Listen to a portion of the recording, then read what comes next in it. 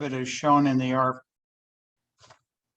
excuse me, guys. Part of it is shown on the RFP. There's another document that we'll share with you, which is, I call it the third phase of the evaluation. And you'll get into a lot more detail as far as what we want out of the first year work plan. And we can change it, adjust it, whatever. Take a look at the overall schedule for evaluating the RFP and getting that contract in place in a couple of months' time. We want to go through briefly this Bridge Authority formulation agreement that Steve Siegel has started out at. It looks like we're real close to being able to rename what we do and populate it perhaps with some different folks. But we've got this Bi-State Bridge Authority legislation through Oregon, and I think we're real close on the Washington side. It's ready for signature. And want to very much show our appreciation to Senator King and everything he's done associated with that, and also, you know, getting us some additional funding that we're certainly going to need.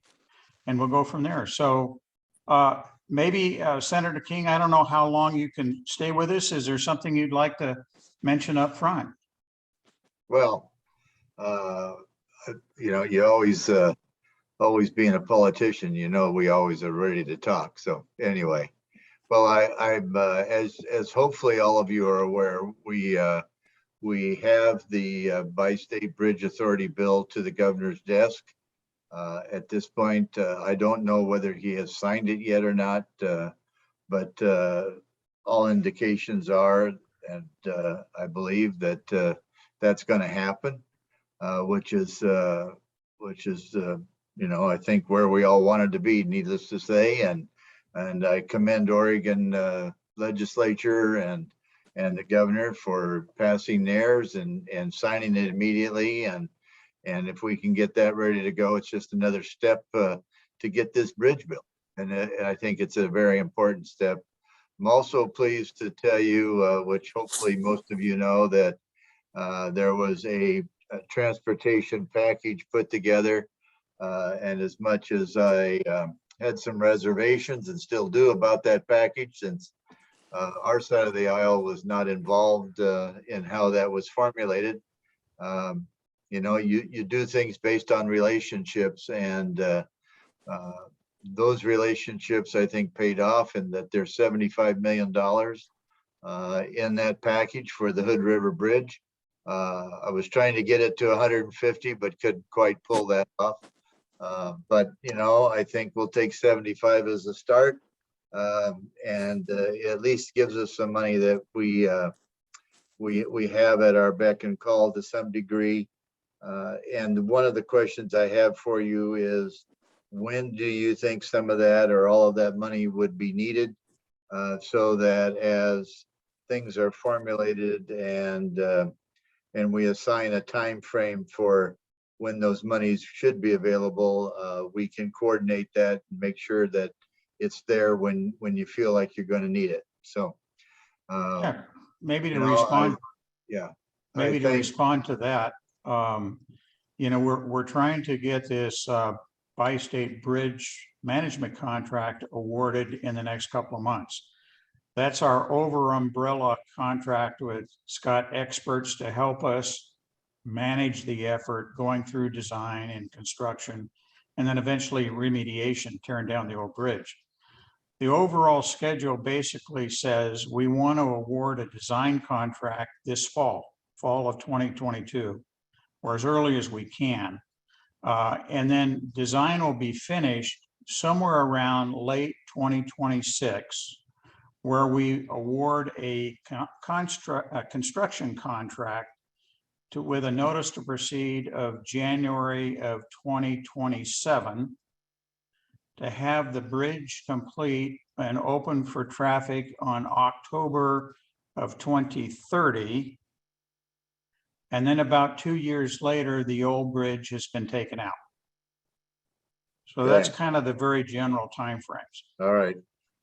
Well, I'll just put it bluntly, that's a heck of a lot longer than I wanted to see.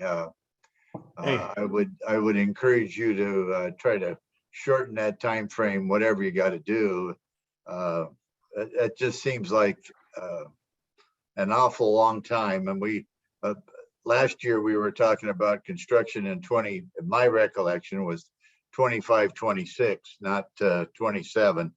Uh, uh, why it would take till 2026 to design the bridge is beyond me, but I'm not a designer, so I don't know. But my recollection, or I guess my thoughts would be, look at that schedule and see where you can move it up. you But know, anyway, because by 2030, the cost is just going to keep climbing. And the sooner we can get this done and get it built, the cheaper it's going to be for all of our citizens on both sides of the state. So, or both, yeah, in both states. So totally agree with, totally agree with you. The one big way that we could accelerate, but again, everything takes money, is that we could award a design build contract where on day one, you contract out to design, then build the bridge under the same contract. There's a sure, lot of benefits to that as far as being able to build in constructability and so on into your design.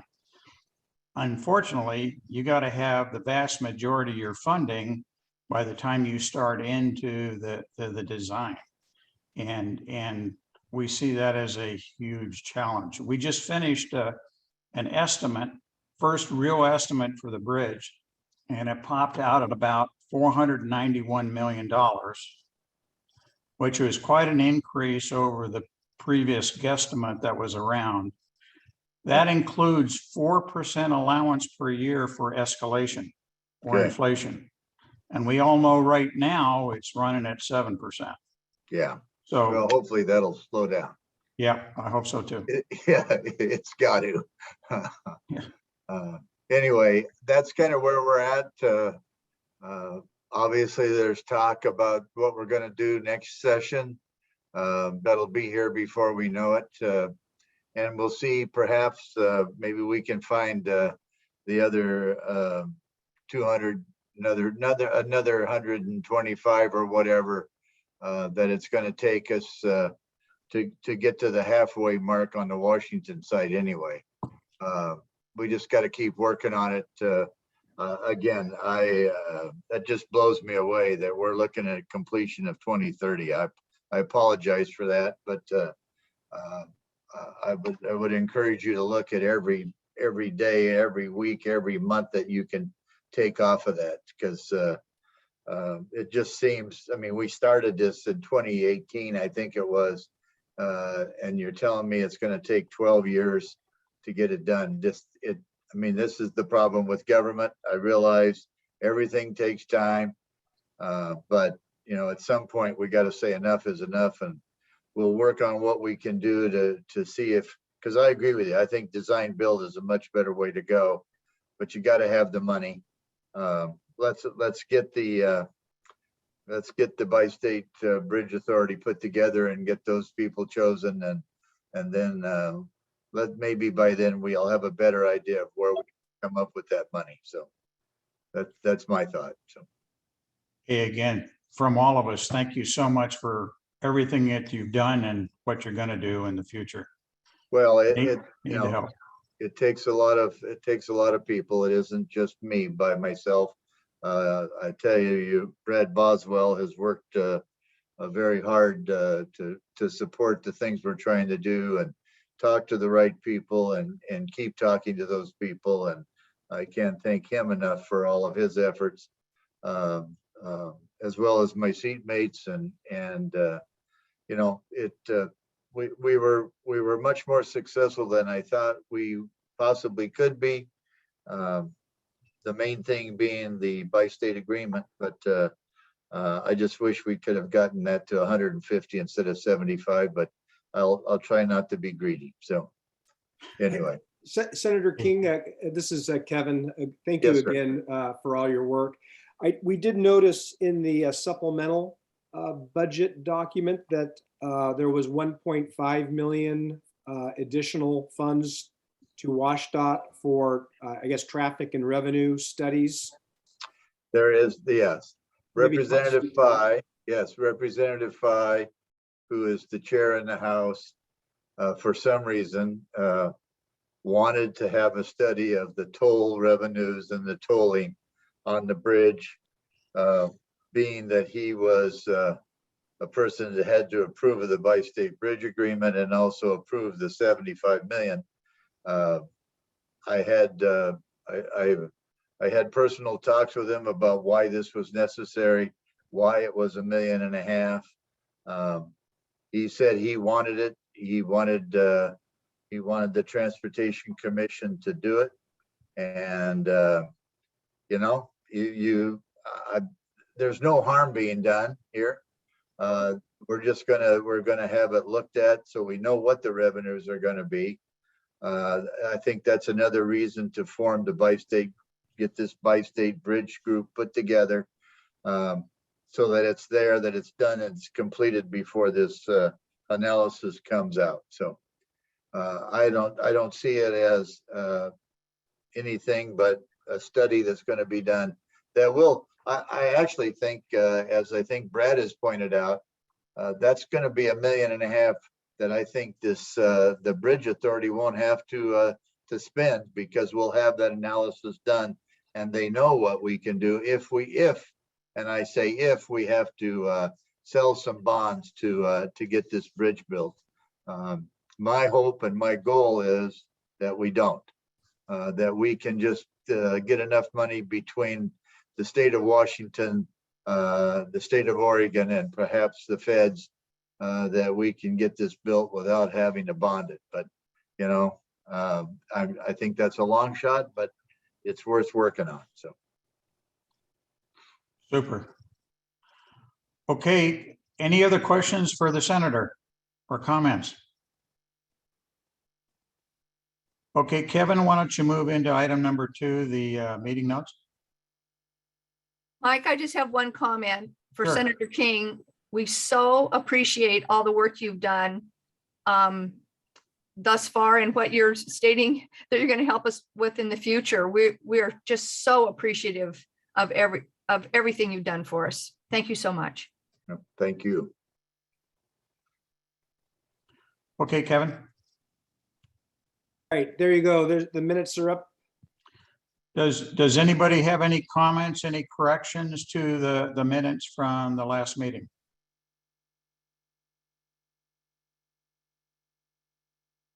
If not, we'll assume that we have concurrence on the meeting notes as they're stated. Wonderful, thank you. Okay, thank you. Kevin, let's move to legislative update. Yeah, well, I think we've heard the Yeah. big news from Senator King. Senator King, I see your hand is up. Do you have some follow-up items? Yeah, I apologize. I had one more question for you. I believe that I think I was told that the feds are working with the tribes and trying to strike some kind of a deal with the tribes that would be involved here. I'm just wondering if anybody knows how that is proceeding and whether we're making any progress there as well. And maybe that's part of your agenda. I apologize if I'm Kevin, running ahead. why don't you take that one, Kevin? Yeah, absolutely. So to answer your question, Senator, yes, we're in the throes of setting up meetings for federal highways. Ultimately, there will be government-to-government negotiations taking place, but the Oregon Division, ODOT, has asked the Port and WSP as our consultants to set up planning meetings. And so we got a meeting with the Yakima on this coming Wednesday, had a very long, fruitful conversation this morning with the Nez Perce, met via Zoom with the Umatilla last week and have a follow-up with them on March 28th. And then responded to some questions from the Warm Springs on March 10th, and we'll be following up later this month as well. So we are likely to be invited along with Federal Highways, Oregon Division, and ODOT to meet with those tribal agency councils to let them know how we came up with the preferred alternative. And so, this has been a 20-year process on coming up with the preferred alternative. And it's really important for those parts of the tribes that aren't intimately part of the NEPA process, but are more interested in the treaty commitments, that we can reconcile those issues, and that the reason for the preferred alternative makes sense. So Federal Highways has indicated that the final EIS and the record of decision, they will not sign off on that until these treaty MOAs are completed. So right now we do have that on the calendar for this summer. And we're doing everything we can to facilitate that. But if you want more details, I can certainly dive in for you, Senator. But No, that's fine. I just was curious that we're making progress and moving forward. Thank you. Absolutely. Okay, Kevin, move into 3. We probably talked a little bit about Washington already. Let's go through the rest of them. Yeah, so the Oregon Transportation Committee, a big thank you to those on the call that testified in front of the OTC. A little bit different on the Oregon side. As you know, the current federal administration has appropriated a certain amount of, I want to say just under $800 million to Oregon, to ODOT, through the IIJA program. Through the testimony, the local bridge program was bumped up from 35 million up to 100 million. It's my understanding that the OTC will finalize that new program at the end of this month. And it's unclear if there's going to be an application process, not unlike the Connect Oregon program in past years. So we're continuing to monitor how the project can get access to that money. As Senator King and others have noted, the Bridge Authority legislation did pass as well. And so everything is on board for the bi-state working group to start developing those, the commission agreements, the formation agreements. So that's where we're at right now. We anticipate in Oregon that it'll be a long session in 23, and that's where Thorn Run Partners is looking for a more aggressive ask for the bridge contribution during the long session. So are there any questions from the working group members on any of the action legislatively? Kevin, is the 20 million for engineering still on the list for OTC? Well, it isn't a project. The OTC process doesn't have specific projects. So that's the one thing that's different about the Oregon process. What I think the OTC heard was there was such a demand on the local bridge program, that's why they bumped it up from 35 to 100 million, in part because of our request for the 20 million for engineering.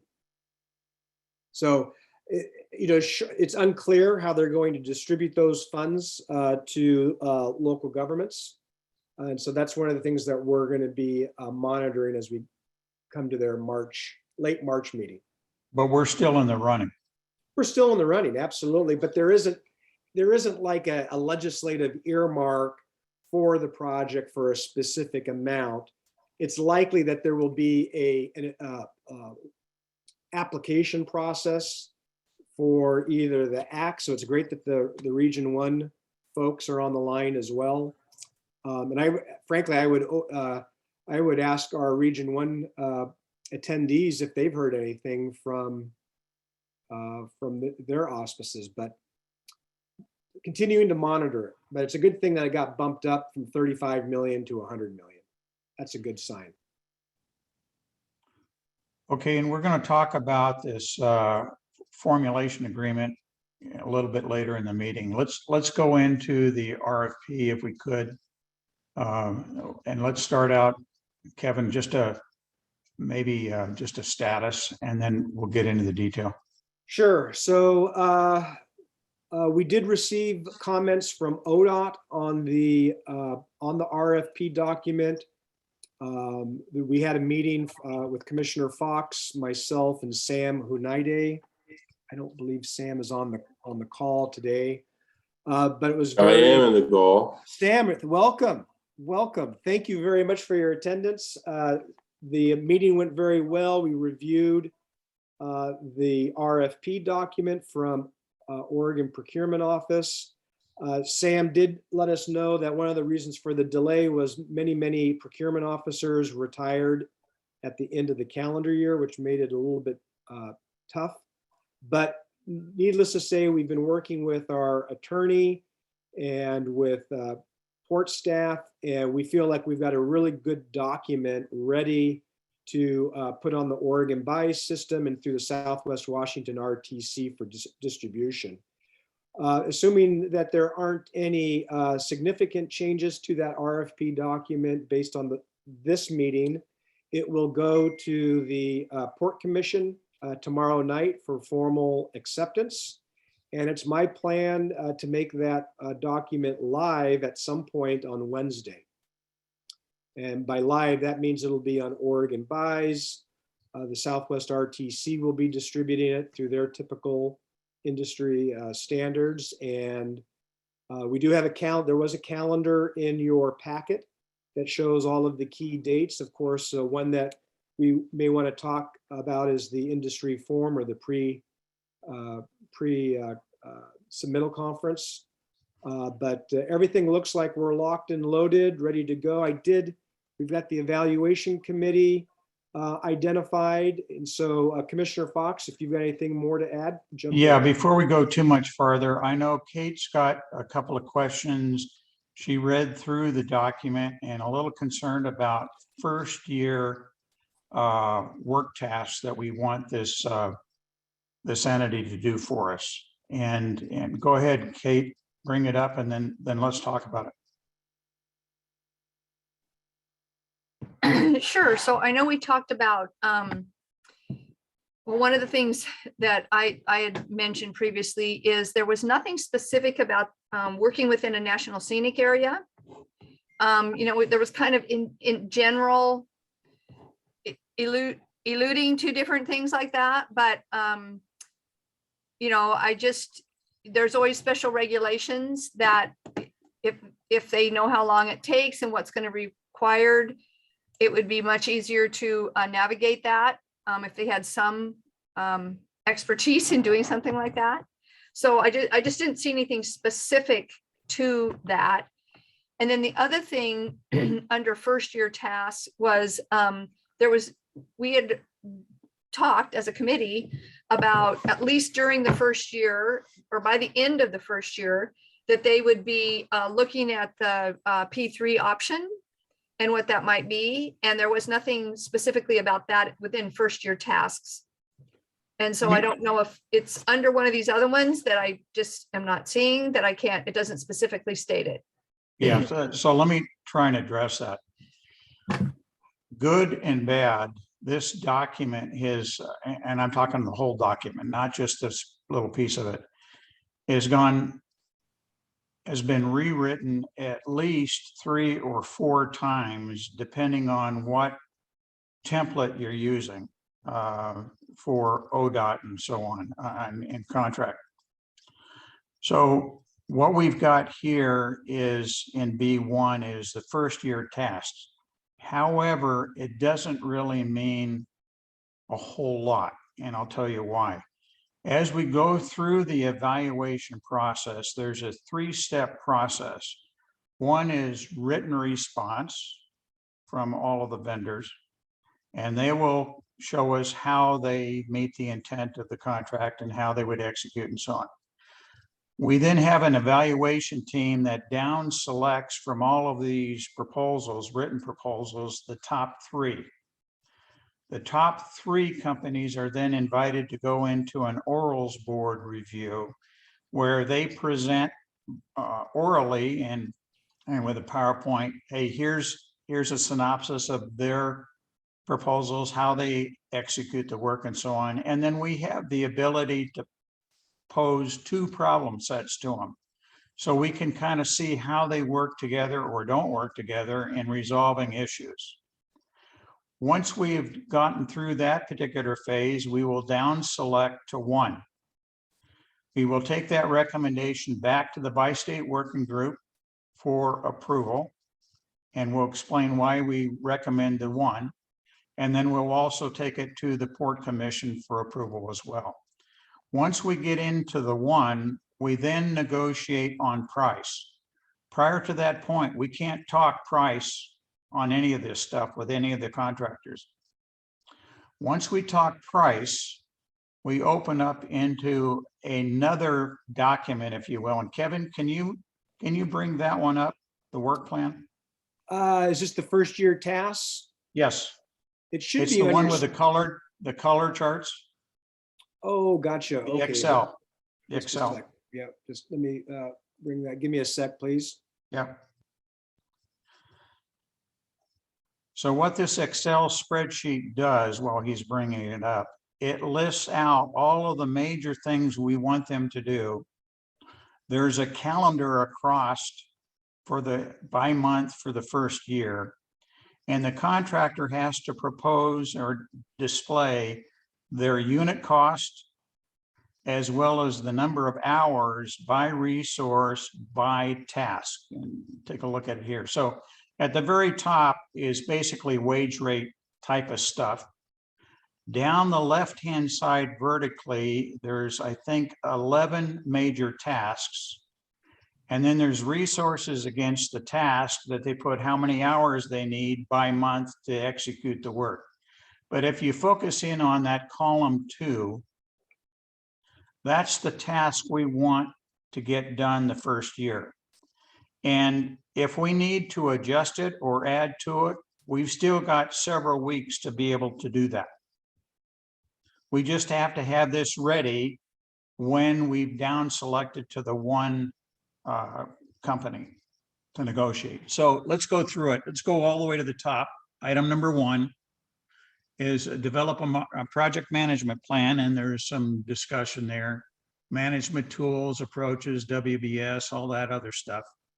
Item 2 is implement project management reporting. So what are the types of stuff that we think we're going to need to manage a project of $500 million? And then down in number 3, develop an architect engineer RFP ready to issue, evaluate, recommend award, and then support award of this design contract. Down below number 4, there's a precursor chunk of work. Identify a target list of major AE firms that we feel are qualified to do this kind of work. So it's a pre-qualification type of a program. Go down to number 5, develop and implement a communication plan. Okay, so if you stop there and jump down to the bottom, Kevin. Marla, if you remember, I asked you months ago what you thought should be in here. And these are all the items that you've included. So it helps them understand what we want out of a communication plan. So it talks about, newsletters, it talks about community involvement, a bunch of other things here. And I think the second one is a big one that hits Mayor McBride's interest, is implementing the stakeholder engagement, making sure that those impacted communities and other stakeholder groups are adequately taken into consideration. So I think your concern, Kate, is addressed not only in this one, but if you go back up to the next one, next task, I think it's 6. Yeah, 6. generate a complete list of needed permits, tribal agreements, environmental group agreements, and so on. This is all the interfaces that we need to have throughout the communities, which I would say the Gorge is one of them. So we have a comprehensive list that we go ahead and start meeting with, develop a plan, and go get their input. Then item number 7, take sponsorship of the baseline schedule and cost estimate that we just finished. We want the new contractor to take ownership of it, maintain it, update it. As we finish the first year, we're probably going to need to update escalation. As we get into design, we're going to see some of our assumptions in the design don't prove out or there's changes. We want them to do I call it a trend program, to give us an early warning indicator that something's changing. So we have time to try and change it back if it's costing more or mitigate it. Number 8, develop a bridge tolling study. Now, I've just put this in after I heard about the 1.5, but if we're going to have that done, by a Washington Transportation Committee, that's something that we could take back out of here. But it's in here right now for a placeholder. Number 9. I think we should leave it in there, Okay, because even if they come up with the numbers, once we get those numbers, we're going to need to be talking about funding scenarios regardless, whatever those numbers are. yeah, so there'll be follow-on work for sure. Okay, number 9, develop options and briefings on possible use of PPP. This is where, we're just keeping our options open. We're getting smarter. And as we talked earlier, when is the trigger point? And make sure that we're not losing sight of that if we have to. Number 10, interface with lobbyists, develop strategy for attracting funding from states, federal, report on progress, identify interface opportunities. So Kevin's going to talk to you a little bit about, there's other programs that are out there that we're going to try and submit grants for. I see that could be a big chunk of work for somebody to go find us $30-40 million at a chunk, bring it into the program. Number 11, evaluate staging requirements, review and identify options, develop actions necessary to back up area needs and so on. This is the whole laydown area thing that we talked about during the estimate development, that we may not know exactly, but we know we're going to have some space someplace. So the earlier we start looking for it, and if we can identify it and lock it up, probably the better it's going to be.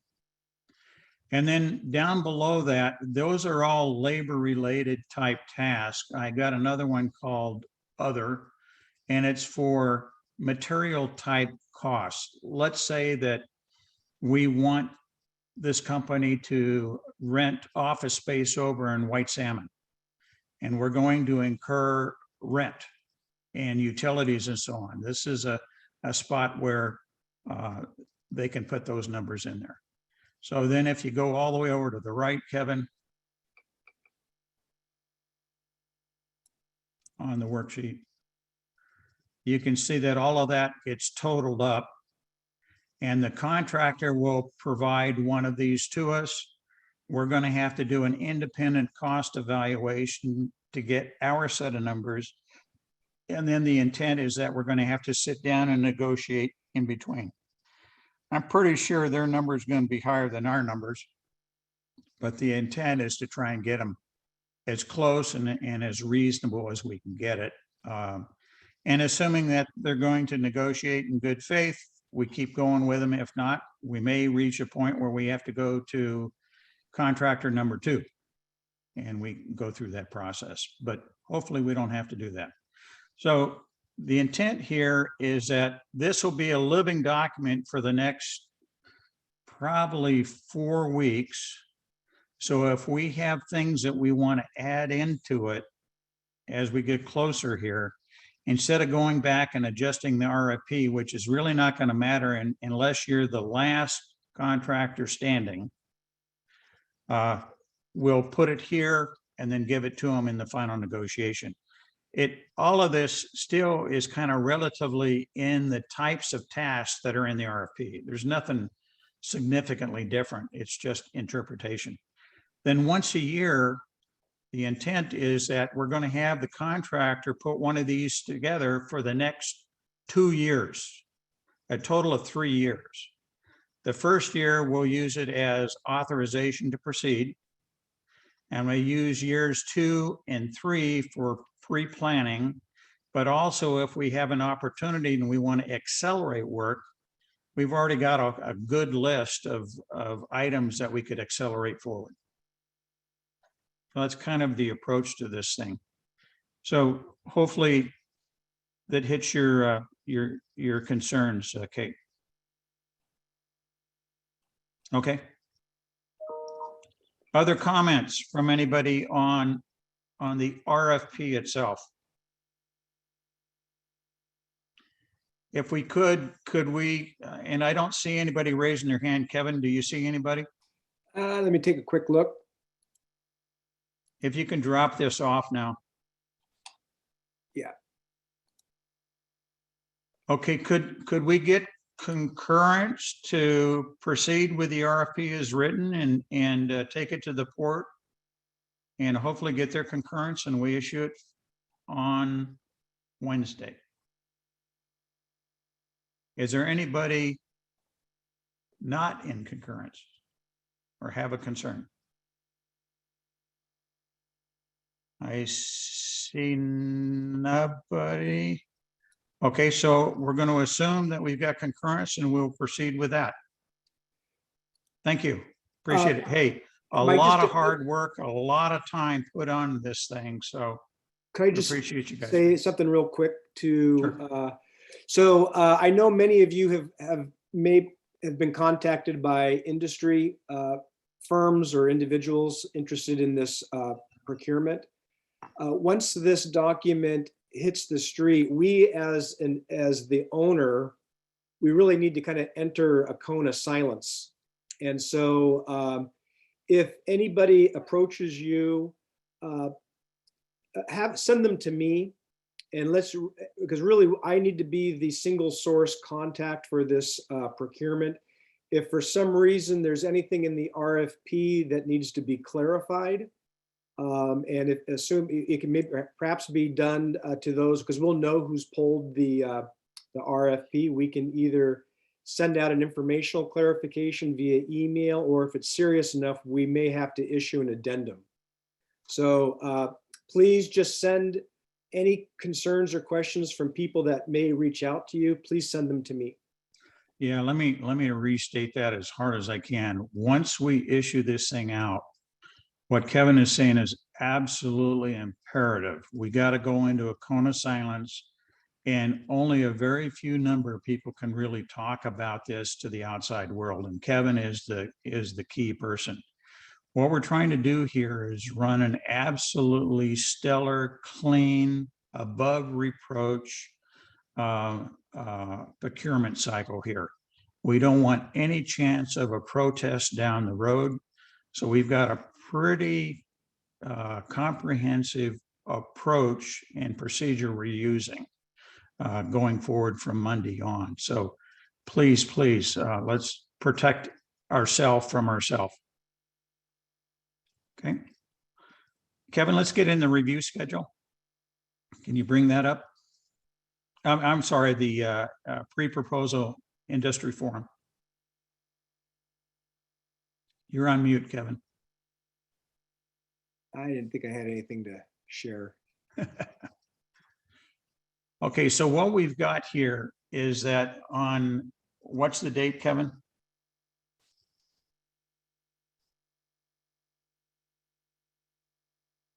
Kevin, you're on mute again. You're on mute, Kevin. Pre-proposal meeting, March 31st. Okay, March 31st, which is just in a couple of weeks. We're planning on having a Zoom meeting to all who industry wants to listen in. We're going to have we've got an outline of topics here, and then in yellow, No pride of authorship here. We've put names down as holding spots, but if you have a burning desire to do something else, just let us know. But we'd like to finish today before we leave here. We've got names against each one of these topics. So as an example, welcome and introduction. The initial thought was I would do that with backup from Jacob. So unless I get run over by a truck, I'll be there. But I will make sure Jacob knows what my speaking notes are. Purpose of the forum, Jacob would take the lead and I would back him up. So it's basically just to introduce the industry to the project, provide some history, discuss intent of procurement, and then answer any questions. Then we get into the presentation. So the first one would be on history and importance of the bridge to local communities. And we initially said Marla with Kate backing her up. And then the second one would be the importance of communication with our communities. And we initially said Kate with Marla backing Kate up. Governance, who owns the new bridge? Either Bob or Bob with Marla backing him up. Approach to replacing the Hood River White Salmon Bridge. Jacob is the lead. Mike is his backup. You can see the items down there. Status on NEPA, Rod, that would be Kevin, and I would back Kevin up. Costs and schedule elements of the project would be myself with Kevin backing it up. Role of the RBMC, Mike backed up by Jacob. How the RBMC work is authorized, that would be Catherine backed up by Marla. Reporting relationships, Bob backed up by Kate. You scroll down. And then we open it up to general questions that we would have, if anybody would have of us. What is your thoughts on the assignments? Are you guys okay with it, or do you want to change it? No pride of authorship here.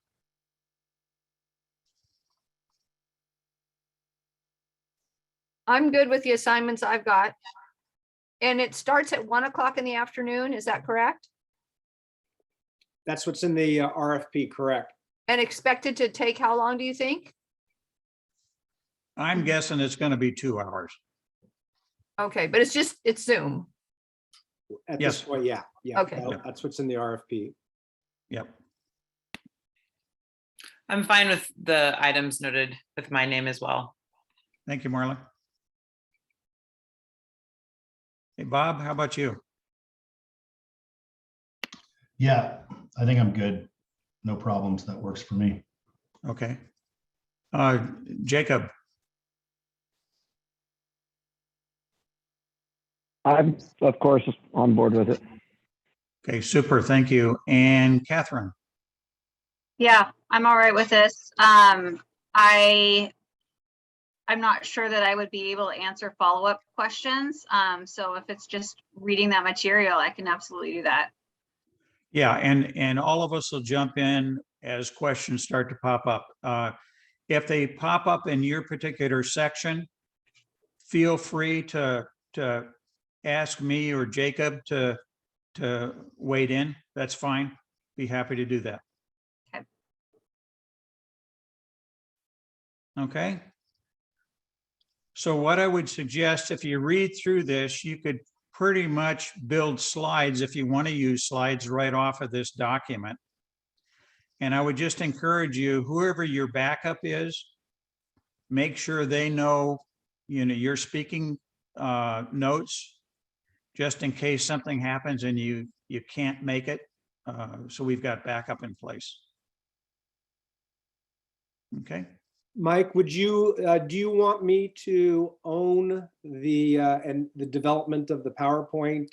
I can start preparing that and we can workshop it to each of the individuals with speaking parts. How about the speakers? Are you okay with that? Okay, I'll start putting something together and distribute that. But the speakers, you have the ability to change it. Let's just keep Kevin as the owner of the slide deck. So, okay. Thank you for that. Let's get into 5, Bridge Authority Formation Agreement. All right. Steve was asked to develop, based upon the input from the last board meeting, kind of a memo laying out what the next steps are going to be for the commission formation agreement. And there were 2 things that were asked of staff, and one was to really list all of the various topics that will need to work their way into the commission formation agreements. And as Steve was developing that, he did highlight some key issues that will probably be the focal point of the conversations over the next few months as those agreements are being prepared. So Steve is here to summarize this. It might make sense to let him do a quick run through in 5 minutes, Mike. Yeah, Steve, if you can keep it to 5. I will, and good afternoon, everybody. I won't go through the memo in total summary because it's happy to answer whatever questions. But let me emphasize a few things. Number one, as one of the purposes of the memo was to give you kind of a comprehensive, broad explanation of what's going to have to be done over the next several years in order not only to form the commission, but to actually make it operate sufficiently to do its function.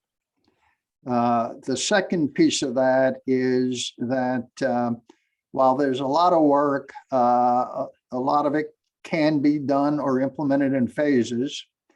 We put some language in the commission, in the governance bills that allows the commission formation agreement to be enacted in phases if necessary. I'm not sure that that will be needed, but it's there if we run into issues that are going to take some time to resolve. But we're targeting, there's no required date, but we're targeting having the commission effective as of July 1st of 2023, so 15 months from now. But in terms of the actual steps required to make the commission fully operational, that will take a couple of years. And I apologize, let me disconnect this. I will, it'll take a couple of years, and it's gonna, what we're gonna have to do is to come up with a phasing strategy where we get in place the policies and the systems that are needed first, and then take some additional time to complete the entire set of requirements. If we're assuming a notice to proceed in December of 26, what I've done is I've backed that up to, based on a July 1st, 2023 effective date, give us probably at least 2 years to get everything in place sufficiently in order to make the loan applications and get the credit ratings that we're ultimately going to be required. So I will stop there and ask if there are any questions. So the reason why you kept it out to 2026 is that we need to be able to raise funds for construction, and construction starts January 2027 today. If we can accelerate that, that means we we need to be able to attract those funds earlier.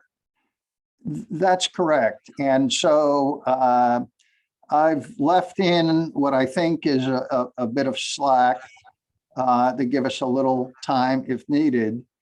But if we notice that the project's advancing quicker than expected, then we'll have to accelerate some of this work. I don't know about the rest of you, but I did read the entire document. I thought, Steve, you did a good job putting it together. It was easy to understand. It looks like it's pretty complete. Makes a lot of common sense, at least to me. One of the concerns that I have with this is it's a big chunk of work, and it's going to require many, many decisions of how we want to establish ourselves in this new entity. And so my first question for the working group, is there someone in the committee that would like to take kind of a leadership role in working through the issues and working closely with Steve and Kevin and bringing forward decisions that need to be made to the bi-state working group and kind of just push this thing along? Is there anybody that kind of likes to work on this kind of stuff, and you could have some time to do this? And before you answer, as we stand up the replacement bridge management contract, that's another set of arms and legs that we can tap into to do some background work for us. So you yourself are not, doing all of the heavy lifting. I think a big part of it's going to be Steve, but it could be other people as well. But is there anybody that's got a real interest in establishing this kind of a governance structure? It could be kind of fun, certainly innovative, and you're going to influence how this thing is run for a number of years. And Kevin, could you go back to the other screen so I can see all the lovely faces?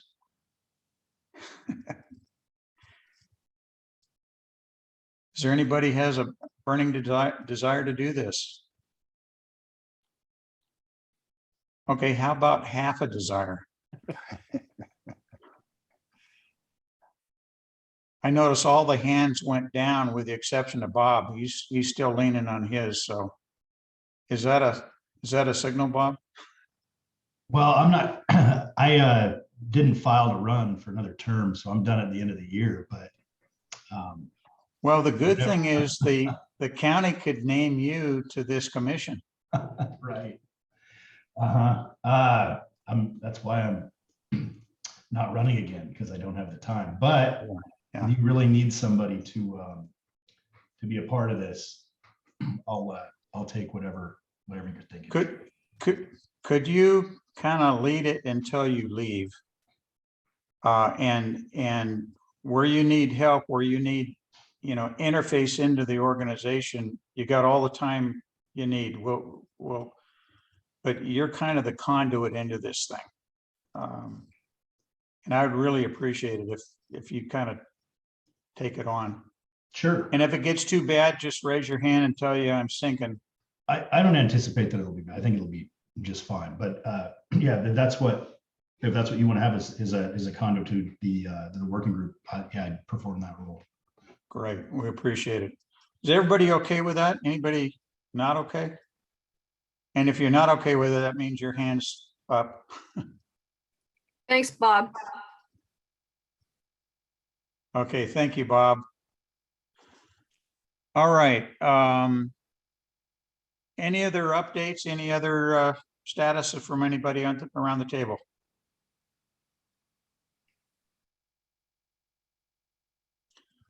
Okay.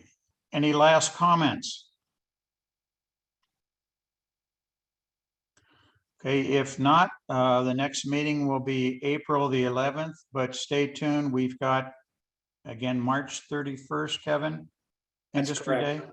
Yeah. Industry Day. So maybe we'll call a a quick session a couple of days before, just to make sure everybody's good. And we're ready to go for it. Or we'll just get you on the phone. All right. Gone. Thank you so much, you guys.